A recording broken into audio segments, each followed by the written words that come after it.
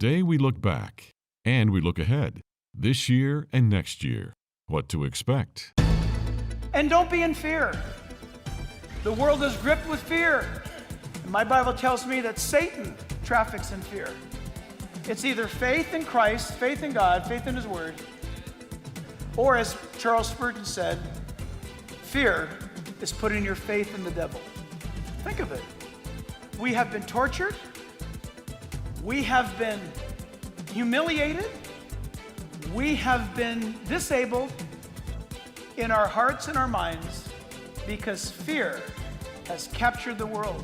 Welcome to Understanding the Times Radio with Jan Markell, brought to you by Olive Tree Ministries, radio for the remnant. The current year of 2020 is winding down, and it has been for the unbeliever a year of fear. For the believer, it's been a year of faith. Jan Markell talks to two guests this hour, Pastor Jack Hibbs and Amir Tsarfati. We hope you'll find this hour both informative and inspirational as we reflect on unprecedented times.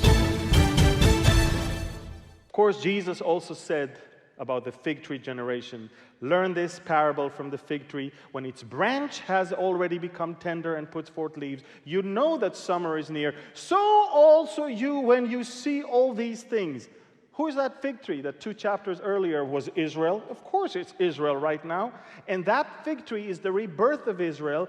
From that death of 2,000 years came back to life. And you know that the rebirth of Israel is the most important end-time signs of all. And he says, you also, when you all see these things, know that it is near at the doors. Assuredly I say to you, this generation,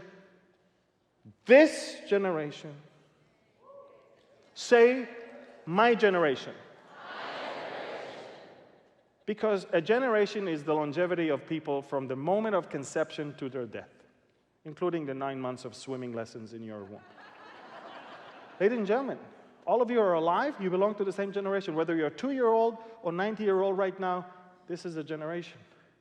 And all of you live right to see today that Israel is back in the land. A Jew from the tribe of Judah is standing right in front of you right now, speaking with a broken English and with a tent. Ladies and gentlemen, you see those things, as surely I say to you, this generation shall by no means pass away until these things take place. Heaven and earth will pass away, but my words will by no means pass away.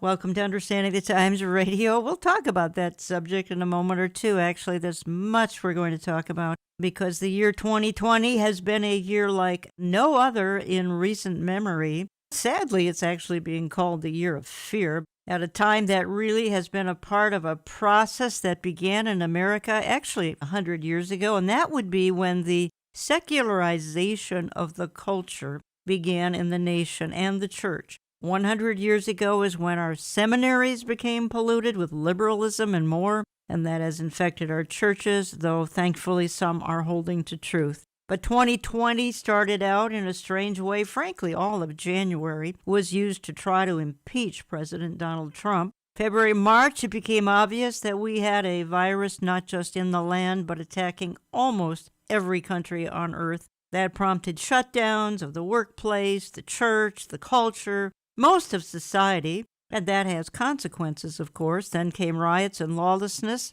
Now we are on the eve of the most important election in modern history. So my two guests for the hour are going to speak into these topics and will do so very effectively. Amir Tsarfati represents the ministry Behold Israel. He has spoken at 5 of my conferences. He's an author. He speaks at gatherings around the world. We'll say more about his online updates, website, etc. Pastor Jack Hibbs is pastor Calvary Chapel, Chino Hills, California, a place I love to visit and be able to meet the good people of Calvary Chapel. He is heard around the world on radio and online, and check out Real Life with Jack Hibbs. Pastor Jack has also been at 5 of my conferences. Both were scheduled to be with me about a month ago, and for obvious reasons here in Minnesota that had to be canceled. Gentlemen, welcome to the program. Thank you both for joining me. Thank you, Jan. Jan, thank you. Jack, I introduced today's hour by saying that pundits have called 2020 the year of fear, and that's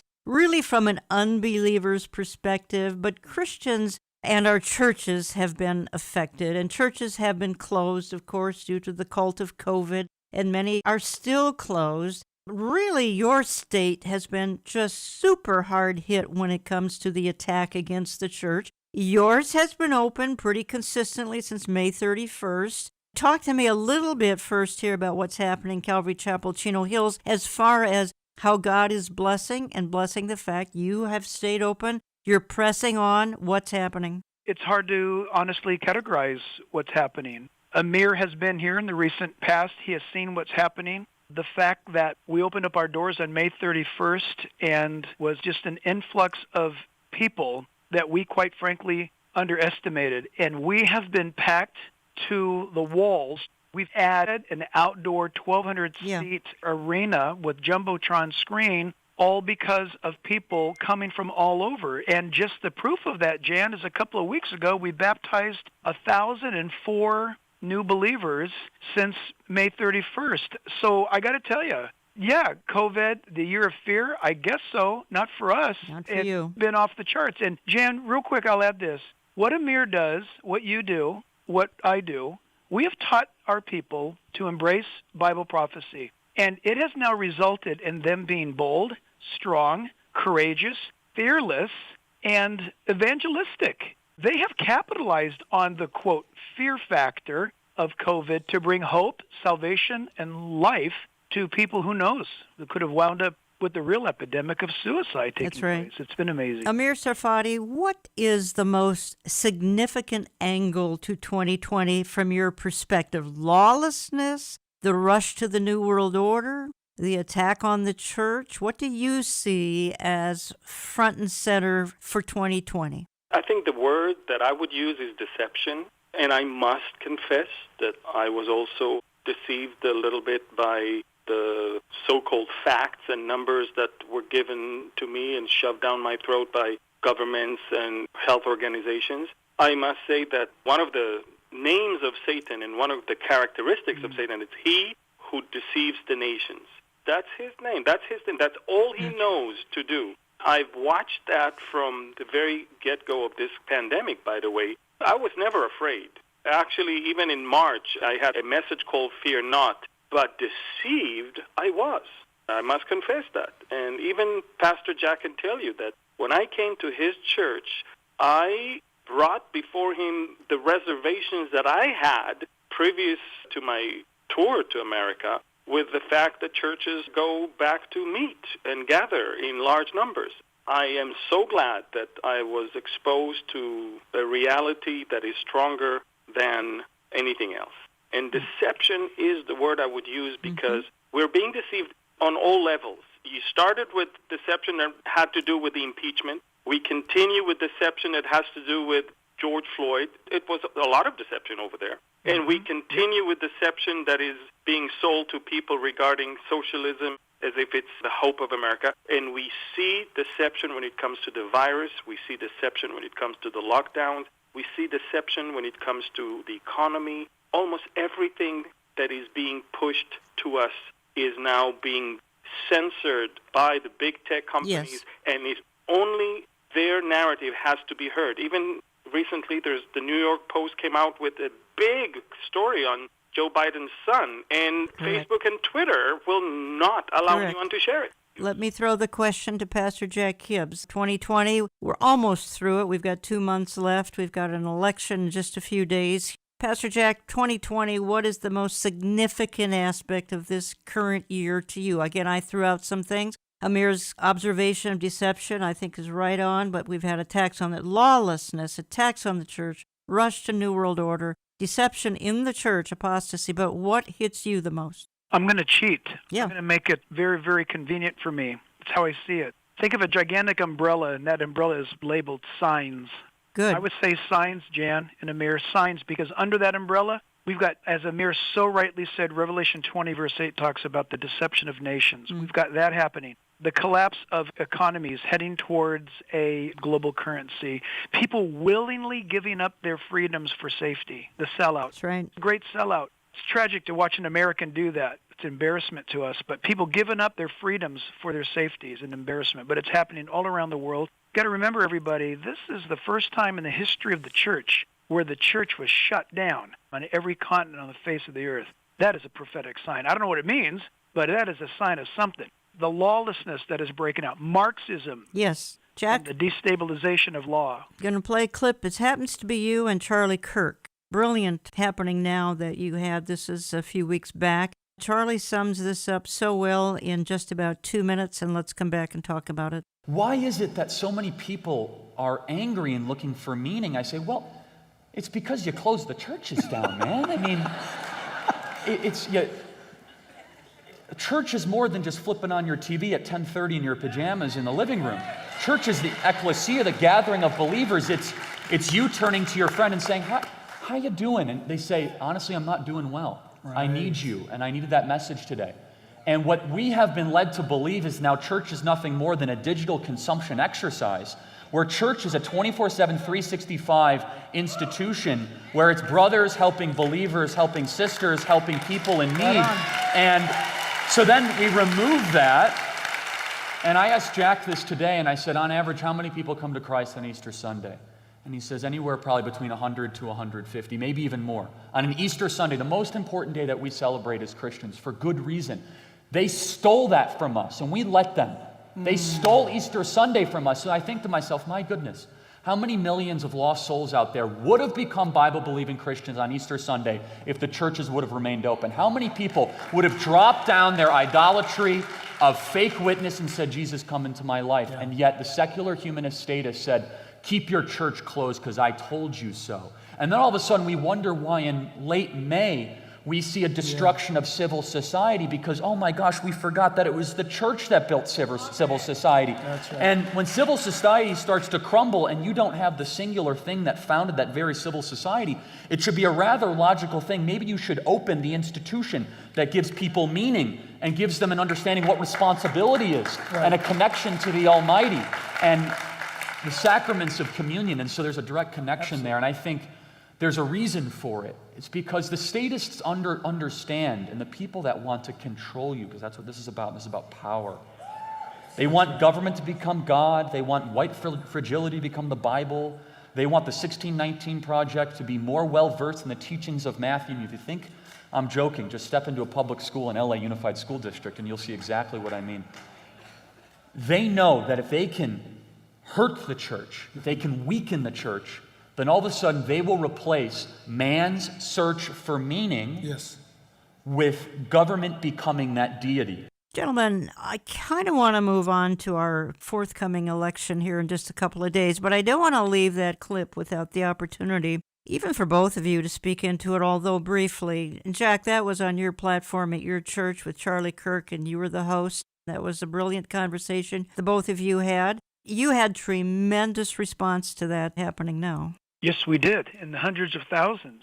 People also resonated with that. They absolutely did, and I tell you, we know now from the follow-up to that those who most resonated with it was, of course, the age group of Charlie's, 27 years old today, and he hit the kids. The millennials, they got the smelling salts that evening. Sure. And it was a transformation because they heard truth. They had never had to think about that before. It was quite an eye-opening night for sure. Amir, if our election in a few days happens to go in the wrong direction, one of the first things and the hardest hit will be religious liberty. Now, that's an American issue heavily, religious liberty, church issues, etc. There are lots of things that could potentially go haywire with the election going wrong, including your neck of the woods, the entire Middle East. But let's just stay with religious liberty for a moment, because I think that clip with Charlie and Jack on his platform a couple months ago is so powerful. Give me your perspective on this. I believe that, and I think that Pastor Jack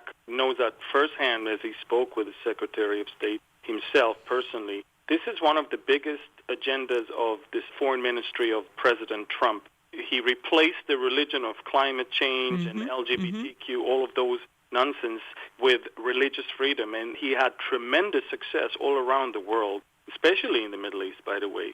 When America is putting that as a condition to help a country, if there is religious freedom there, that speaks volumes. You can clearly see that that also helped not just Jews or Christians, even Muslims themselves can see right now that America is not going there to destroy a religion, but actually to promote religious freedom. As we just heard from Charlie on that clip, that is exactly the enemy's attempt, is to shut you completely down from worshiping. I believe that our region here will be affected tremendously if Donald Trump will not be reelected, because the agenda will go back to what it was before 2016. You can expect persecutions of Christians in the Middle East and Jews in Europe, once again, in a greater volume, because countries will not be held accountable. In fact, one of the biggest persecuted communities is the minorities in Iran and within Iraq in those areas. And America is working relentlessly, at least in Iraq, I know, to allow those people religious freedom. Mm-hmm. And part of the great and heavy sanctions on Iran are not only about the nuclear program, but it's also about what they do to their own people. Muslim Persians are less than 50% of Iran's population. There's many more minorities there that are holding different religious opinions and religious practices than the regime over there.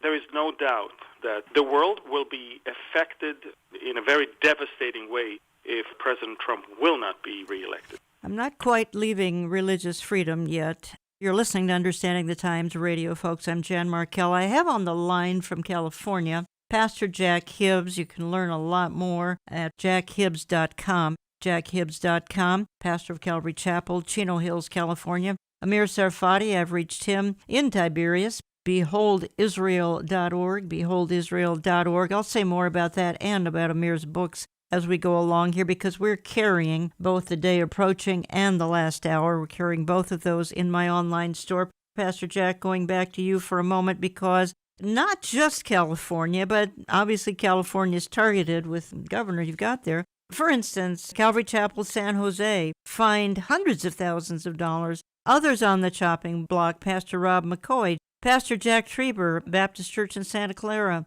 Pastor John MacArthur. You have been relatively unscathed at Calvary Chapel, Chino Hills, California, but not everyone. And to my audience, to be honest, Jack, some of them in the heartland here where I headquarter, we hear that churches there being fined hundreds of thousands of dollars for coming together and singing a song or two together. We find this stunning. Jan, you mentioned something that I'm being asked a lot, and that is, how is it that you guys have been open the longest with the largest crowd? I mean, I was informed several months ago that we are the largest Christian church in America right now under one roof.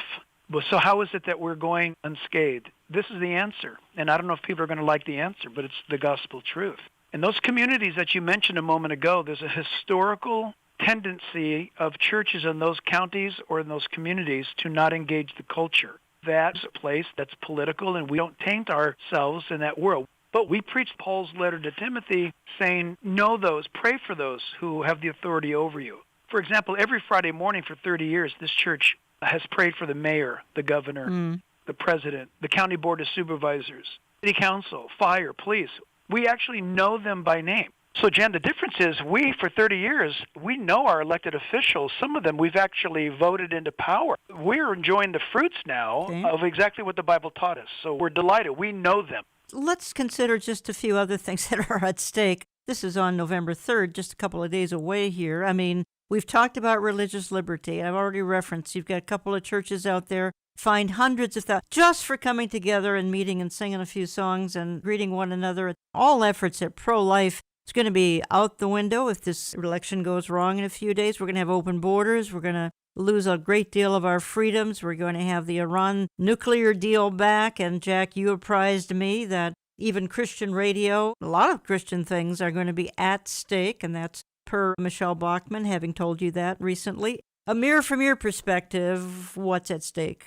Of course, the American internal domestic problems are, I guess, your problems. Yeah, they are. I can tell you that I can represent the rest of the world that is looking at America right now and knowing that whatever is going to be decided on November 3rd will affect the entire world. Don't be mistaken. You're the number one superpower in the world, the leader of the free world is the U.S. president, no other person. And the decisions that are being made in the Oval Office are decisions that affect the entire world, not just America.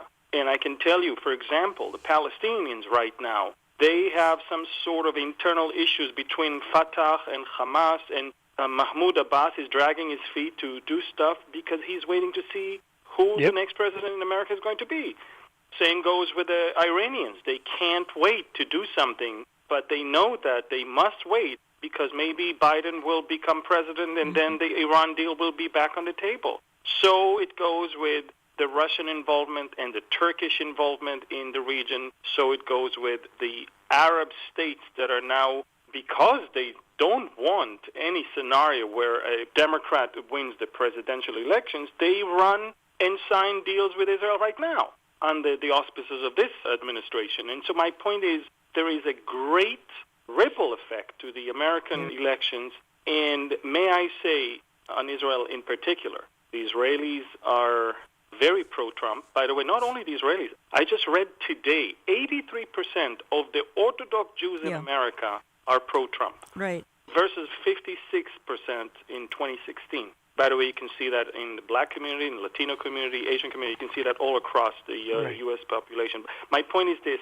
These are crucial elections for not just domestic issues in America, but primarily to world events and world issues pertaining to the Middle East in particular. But not only that, China is waiting around the corner. Let's face it, this whole thing in 2020 with the virus started in China, not for nothing. It could have started a year later, but then they would have missed the elections.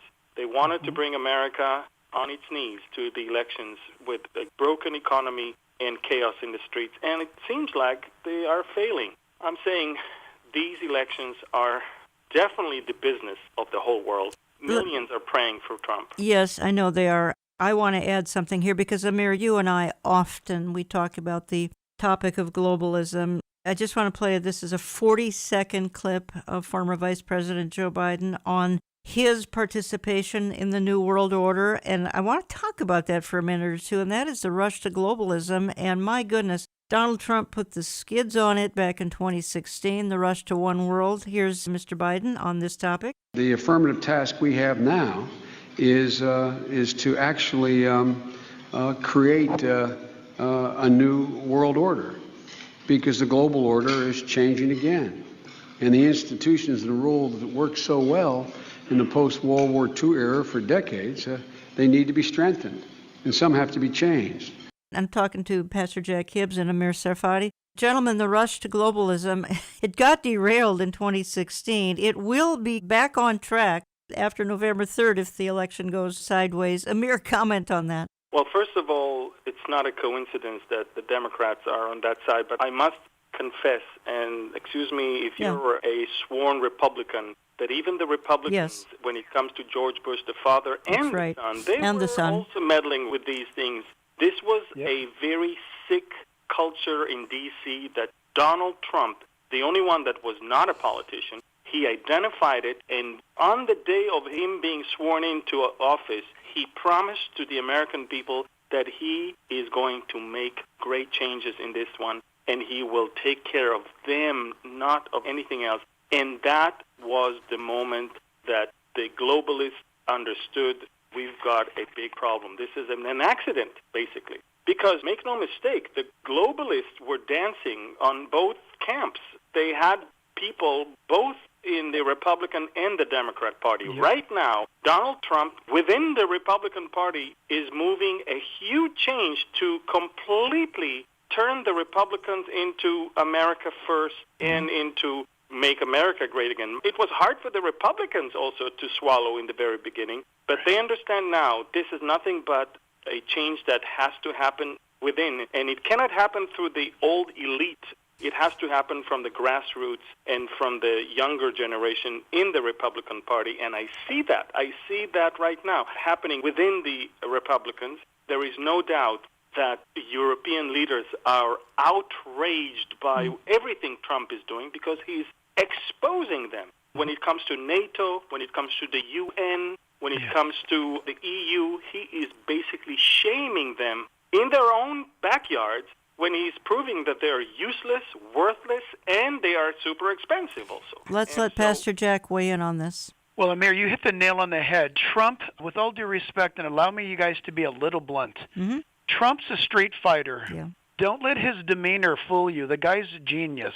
And when he came to Washington, D.C., this is an international businessman. He knew what were the business problems, what were the tax problems, what the strangleholds were. So he comes in like a force of nature, and he turns over the Democrat and Republican Party. The Republican Party, by and large, couldn't stand him. He was like a toilet plunger. He was like a skyrocket. These analogies fit Donald Trump. They don't know what to do with him, but everything he does is great for the unborn child. Yes. It's great for the economy. It's great for Israel. It's great for Japan. It's great for Taiwan. It's bad for Iran. Listen, any day that Iran has a bad day because of Trump, that's my president. He's given Russia a black eye. He's caused China to have to grow up and do business like the other nations. No more favoritism. The guy has come in and has shaken the globe. And like Amir said, to the globalist elite and to the Democrat Party, this one world order is having to press pause, and they don't like it. The three of us know well that when evil gets a chance to do something, it always overplays its hand. Yeah. It can't control Good itself. point, Jack. And now we see them rioting in the streets, executing the Marxism plan. We, the people, will decide. And one final thing, Jan. Christians, it's ridiculous, but Christians say, I don't know if I could vote for such an immoral president. Well, wait a minute. What's he doing now that's immoral? The man keeps his word. He's campaigned and performed everything he promised.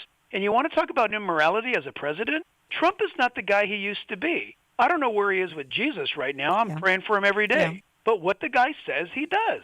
Gentlemen, we're going to continue our discussion. I'm going to take my midpoint of the program break. And when we come back, there's a number of issues I still want to talk about. And as long as I have Jack on the line here, and Jack is a busy pastor, and we're going to lose him here in a little bit, but we're going to keep him as long as we possibly can. And if necessary, we're going to go to program number 2 if we need to. We'll determine that at the end of the second half of program number 1. Folks, don't go away. I'm coming back in just a couple of minutes. And by the way, the Saudis, Jack, the Saudis are probably next to sign peace with Israel. And you know why? Because they just heard Biden yesterday saying that he believes that if he is going to be elected, the Iran deal should be back in effect. The Saudis immediately picked up the phone and said, can you arrange another ceremony soon before your election? And the head of the Israeli Mossad, just upon landing in Israel, said, probably Saudi is next, as well as President Trump. You know, he did hint that 2 days ago. Guys, and it's not because they are in love with Israel. No. But they understand that the geopolitical changes in the Middle East are such that they better off be on our side, or else something else is going to happen. They dread the minute Democrats will take over the White House. And so that's what I'm trying to tell you. Guys, yes, it is for America, but the whole world is going to be affected, and therefore, whoever sits in the White House is the business also of many other countries. And that's why I'm so passionate about it. And welcome back. I played that little clip intentionally because the U.S. election affects the entire world, and that is not an overstatement. It's probably an understatement because so many nations, their fate really is at stake as well as that of America with what happens here in just a few days with our presidential election. Now, I'm spending this hour with Pastor Jack Hibbs of Calvary Chapel, Chino Hills, California. Find out more about Jack at jackhibbs.com. You can go to his website, Calvary Chapel, Chino Hills, California. Amir Tsarfati heads the ministry known as Behold Israel, beholdisrael.org. Olive Tree carries his 2 books. One is The Day Approaching and an accompanying study guide that goes with that book. We have it in our online store, olivetreeviews.org. We carry his first book, The Last Hour, in our store. You can also give us a call and we'll get one out to you, or get on our print newsletter list, our e-newsletter list, where we promote some of these products. I don't want to spend time promoting a lot of products, though they're very good. I want to spend time here on substance and content, and particularly as long as I have the time and the ear of my 2 very special guests, Pastor Jack Hibbs, let's hit a few issues here while we still have time. A lot of listeners are thinking right now that, granted, God raises kings and he takes them down. Therefore, do I even have to vote? To be honest, a huge percentage of Christians on November 3rd will not vote. Would you address that? You know, first of all, the Bible also says, Jan, that God judges nations by the leaders he gives them. That's very clear. And so what is an anomaly in the world, in the history of the world, is the fact that God has provided the United States a republic, which is very rare. So we pick our leaders. Isn't that scriptural? Yes. God says, choose out from among yourselves. Here's what people, and I agree, have no respect for. It's for the, quote, Christian to surrender before ever even deciding to go to the fight. Yes, God is sovereign, but isn't it interesting that the sovereign God of the Bible says to Joshua, says to David, go to battle. Tomorrow I'll be with you. Fight, and I will give the enemy into your hands. Well, if God's sovereign, why didn't just David sleep in, suck his thumb? God's going to do it. No, God said, I'm going to do it, so get up and fight. Isn't that amazing? So for us as Christians, we have this, I think it's a pagan worldview when we say, I'm not going to go vote because my vote doesn't count. What can I do? After all, God's sovereign. You know what? That is absolutely not to be found anywhere in the Bible. And you got to show up to the fight to enjoy the victory. Right. This is a bizarre theology that is Western, what I don't know, but I don't see it in the Scriptures. We are to do the right thing. This is righteousness. Jan, the Bible's very clear. We're not going to see the Lord without righteousness. What does that mean? That means we are to do what we know. And that is the Christian life of doing the right thing and voting pro-life. For one example, I'm going to vote for Trump because he's pro-life. And I get a bonus. He's pro-Israel, he's pro-borders, he's pro-military, he's pro-religious freedoms. But hey, what breaks the straw for me is pro-life. Trump's going to get my vote. Look, I live in California. We can vote like 10 times, I think, in this state. That's a joke, maybe.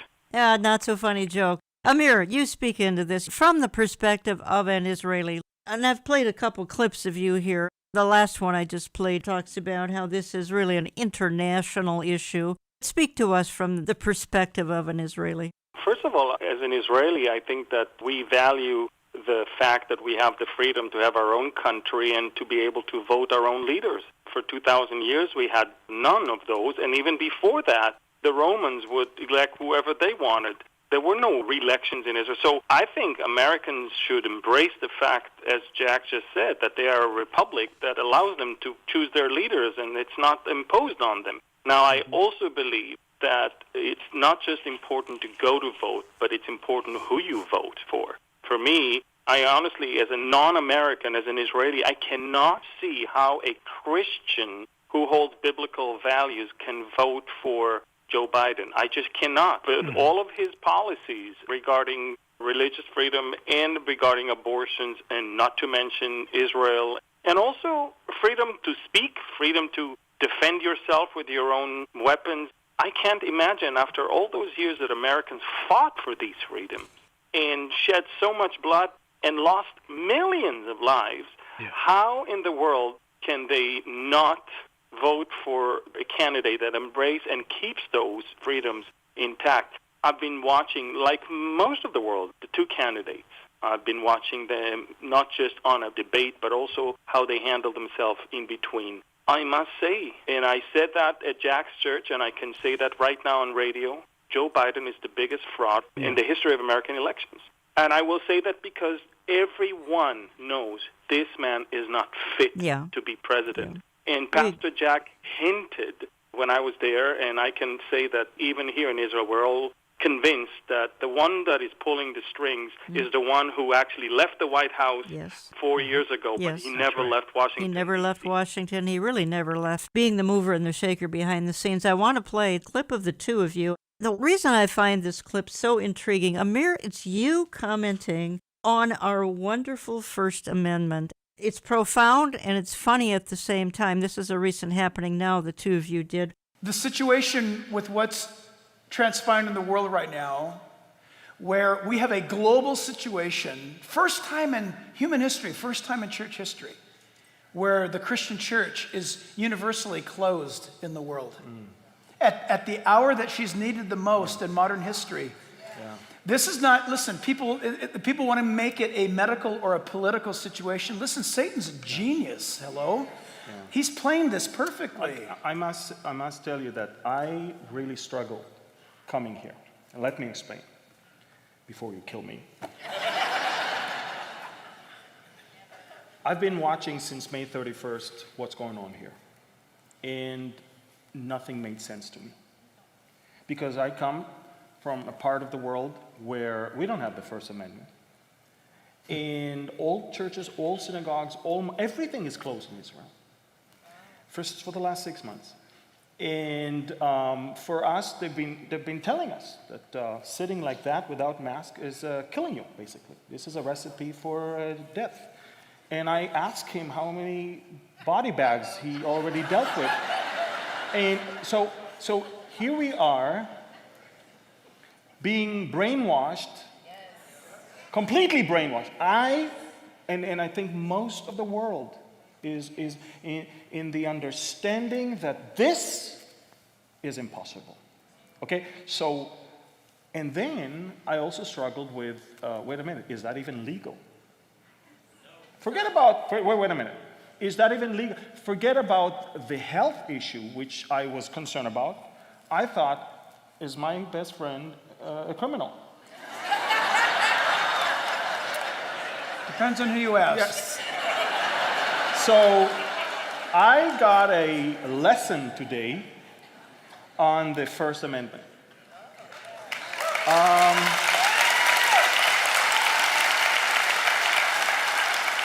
First of all, I'm not American, so I never read it. I don't care about it. But I read it today because... in fact, I was trying to explain it to him. And then I said, just read it. Just read it. Here, read it. I read it, and he went... Okay, I get it. The whole world should have this. I told him, why don't you say anything about it? Because the First Amendment is not leaving any loophole for any situation that might cause the government to shut churches down. Nothing. Not a virus. Listen, because today they say virus, tomorrow they're going to say, oh, there's a Antifa march in the street, so we want you to be closed. The next day they're going to say, it's going to be too hot outside, we want you to be closed. And before you know it, they will decide for you when church is going on and not. Gentlemen, things go wrong November 3rd here, just a couple of days away. We could lose our First Amendment. Jack? Yeah, absolutely. Legally, we could lose it. We will continue. Let's be honest.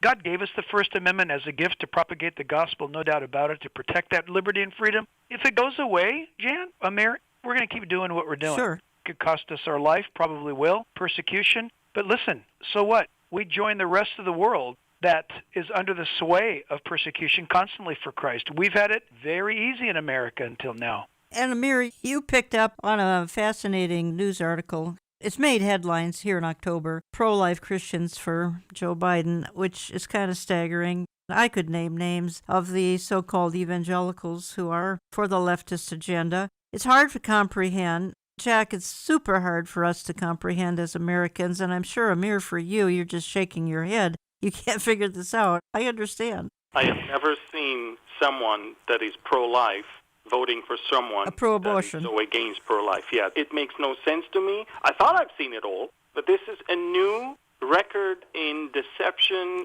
and confusion and manipulation. They are trying to give you a picture of divided Christianity. They're trying to tell you that all Christians are holding the position of abortions are all evil. Look, not everyone that is calling himself a Christian is a Christian. Right. I believe that the elections right now exposes a lot of that. I see that. Jack, your passion is pro-life. That is obviously one of the big things that drives you. And I'm sure when you see this, you shake your head beyond belief. Jen, that spirituality in that demographic, it's a hoax. I don't believe it. A, it's a stunt to confuse Christians, or B, these are people who think they're Christians and are not Christians. There is no way that the Holy Spirit in the life of a believer would give the thumbs up to vote for an abortionist. That is not going to happen. Of course, Jesus said you'll know them by their fruits. Listen, the bottom line is there's no way that you can read your Bible and come out reading your Bible. You could fall out of an airplane, land on a deserted island with a Bible. You're going to come out pro-life. This is an act of deception. I don't believe it. I don't think these are real Christians. It's a stunt. I want to make a little side road here. Amir, this is something I know you can address well. There's been some headlines here, particularly in mid to late October, that 70% of Jews are going to vote Biden-Harris. And I want to qualify right up front, these are American Jews. This comes from the Times of Israel, that Israeli Jews are heavily pro-conservative, pro-Donald Trump. And I want Amir to address this. But first, let me say, before you address it, Amir, that there have been Jews, American Jews, who voted for literal anti-Semites. They voted for Jimmy Carter, they voted for Barack Obama, and these men did huge damage to Israel. And now, today, some years later, we've got Ilhan Omar from Minnesota, Rashida Tlaib from Michigan. These are shady characters who are brutally anti-Israel, and Ilhan Omar here in Minnesota very well may get reelected next Tuesday, and some American Jews here in Minnesota may vote for her, though she's committed to destroying Israel. Let me just take 1 minute to give my explanation of this. And Jack, you and I talked about this on your platform about a year ago. Now, why are they doing this? Just a few thoughts I have, and that very often the Jewish people feel they have to vote for the oppressed, the downtrodden, the helpless, the minority, the persecuted. Therefore, they lean very liberal, such as Ruth Bader Ginsburg. Very often, today, many Jews in America are very secular. They're not religious. Secularists have no loyalty to traditional marriage, to pro-life causes, be they Jew or non-Jew. They don't have any loyalty to these biblical causes. Some other reasons, I think that their ancestors came from socialist nations. For that matter, Israel is a very left-leaning nation, though I want Amir to qualify that a lot of Israeli Jews are pro-President Trump. Many Jews just lack a loyalty to Judaism in Israel. They actually have more loyalty to liberalism than to the Jewish state. They're in spiritual blindness. I think that is a huge aspect, and the spiritual blindness perhaps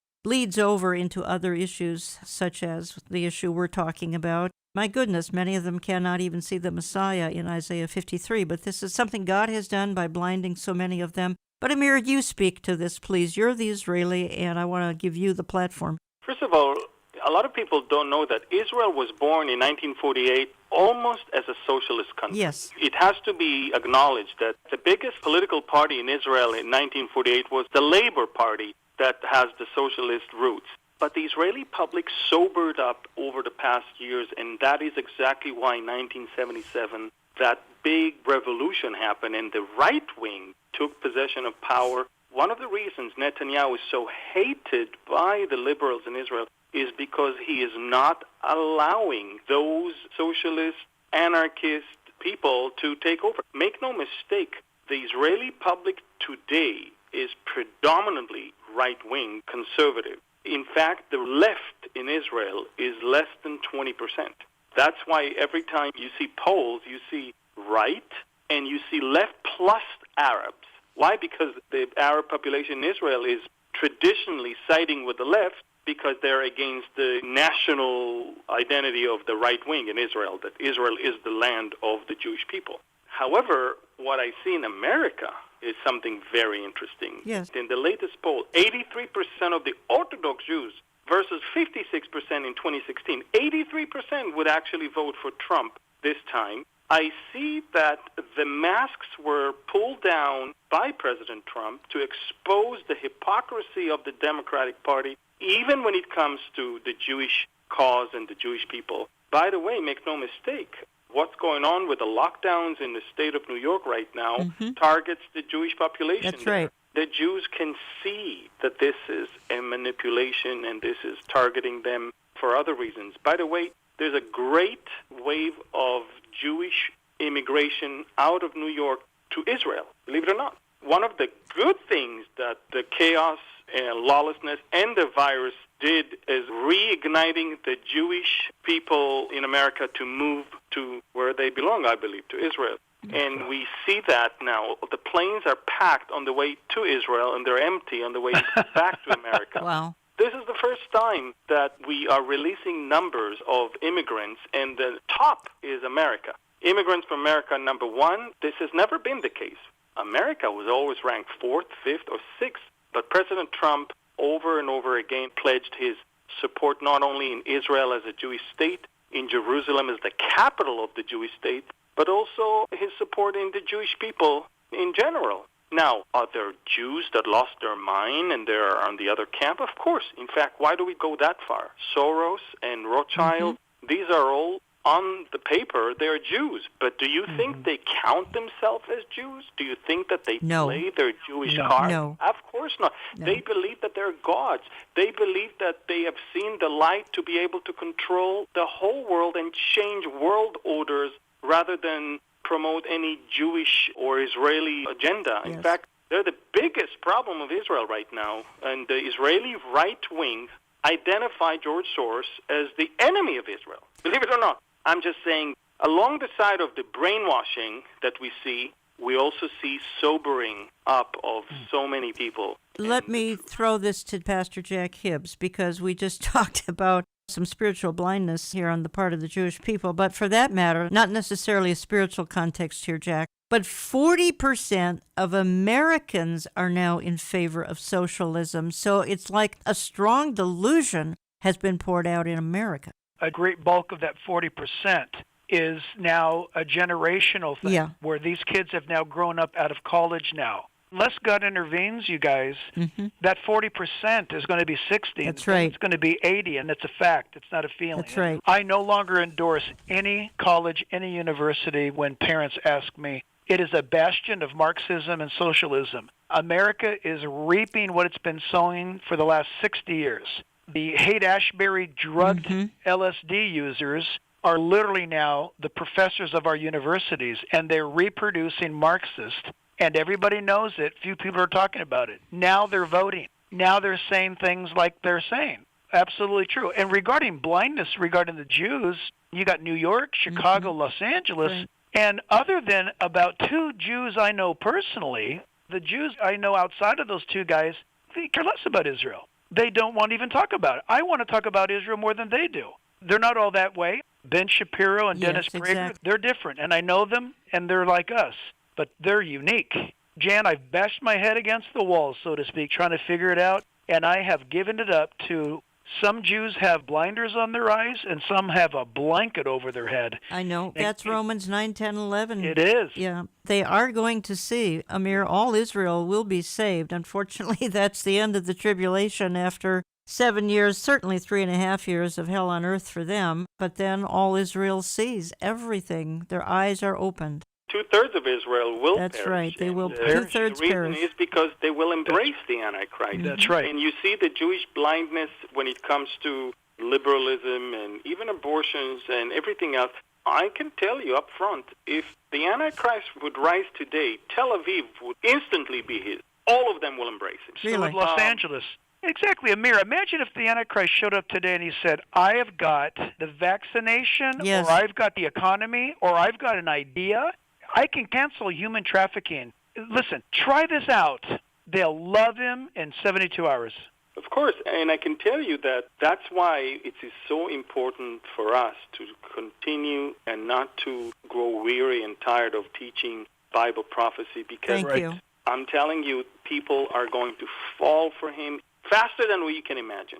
I thank God for 2 Thessalonians chapter 2, verse 7, that tells me that he cannot be revealed before the restrainer is taken out of his way. Thank you. Amir, can I say something about that? I'm so glad you brought that up. There are people, Christians, who are so ill-informed on this, Jan, that they think Trump's the Antichrist, but they claim to be pre-tribulational. And I asked them, wait, I thought you're pre-trib. I am. And you're telling me Trump's the Antichrist? He is. I thought we were supposed to be out of here by then. I thought 2 Thessalonians 2 taught clearly that he who restrains will do so until he's taken out of the way. Then shall that wicked one be revealed. And they kind of scratch their head and they rethink their position, but this is ridiculous. Well, but even if they insinuate that he's part of the Antichrist system, it's bad enough to cause Christians not to vote for him, which is another problem that I have. So even if you don't say he's Antichrist, but you attach him to the system of the...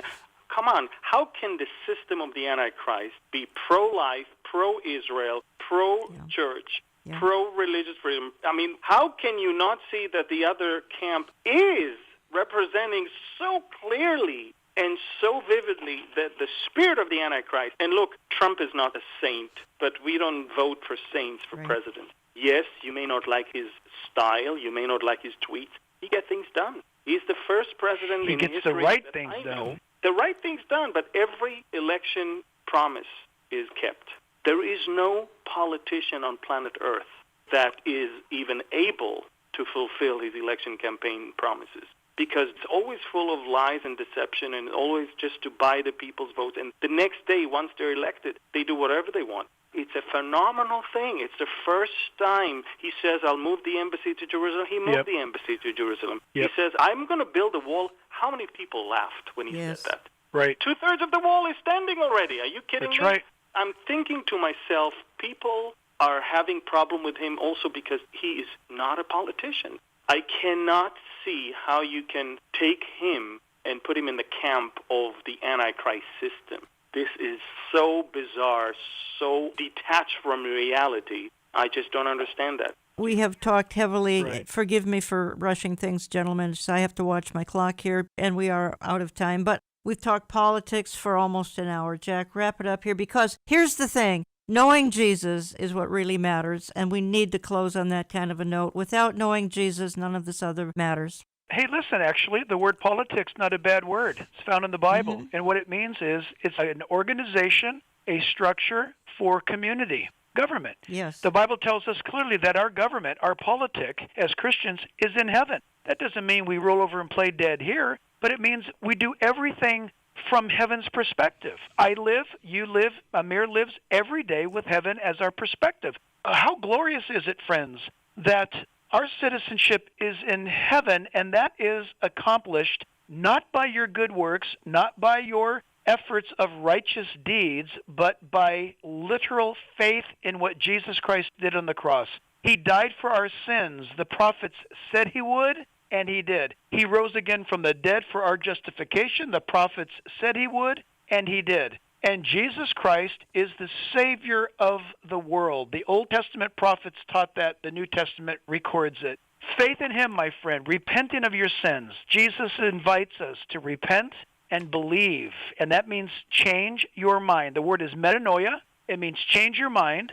That entails departing from what you're doing, go to Christ, and he will, by his merit, by his work on the cross and his resurrection power, come inside of your life, transform you just for the asking. Go to him with your sin, and he'll impart to you his righteousness. Oh, I'm so glad you wrapped things up that way, Pastor Jack Hibbs. Learn more at jackhibbs.com. Check out The Real Life with Jack Hibbs online. Check out beholdisrael.org. Amir, Pastor Barry Stagner, and I try to do some prophecy roundtables a couple of times a month online. You can learn more at beholdisrael.org or olivetreeviews.org. We post all those videos to our website as soon as they're finished, about 8 hours later. Gentlemen, I can't thank you enough. Amir is going to join me again here next week, and we're going to talk strictly apologetics. We're going to talk some rapture issues. We're going to talk about some of the contention going on online issues. I want to talk about some of the top Bible prophecy stories of 2020. I want to ask him what he foresees coming down the pike in 2021. So I'll do that with Amir again next week. I just want to go out of the program saying this, that some call our times uncertain, but are they really? For those who understand God's plan for the end of the age, the times became very certain in 1948. Remember that fig tree? Israel blossomed. The Bible then outlined all of the things to come, and many of them are unsettling. We see that playing out now. Right before Christ's return, they were to greatly intensify or even rev up like a tachometer. So I say the times aren't uncertain at all. Rather, they are following a roadmap that should catch no believer by surprise. I want to thank you for listening. We will talk to you next week.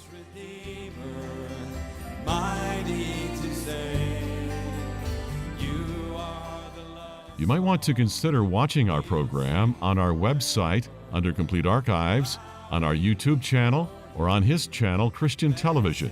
You can download or stream at oneplace.com. You encourage us when you write us through our website, olivetreeviews.org. That's olivetreeviews.org. Call us Central Time at 763-559-4444. That's 763-559-4444. You get our mail when you write to Jan Markell and Olive Tree Ministries, Box 1452, Maple Grove, Minnesota 55311. That's Box 1452, Maple Grove, Minnesota 55311. All gifts are tax deductible. And we again remind you that God is in control. Nothing catches him by surprise. You are engraved on the palms of his hands, and everything is falling into place.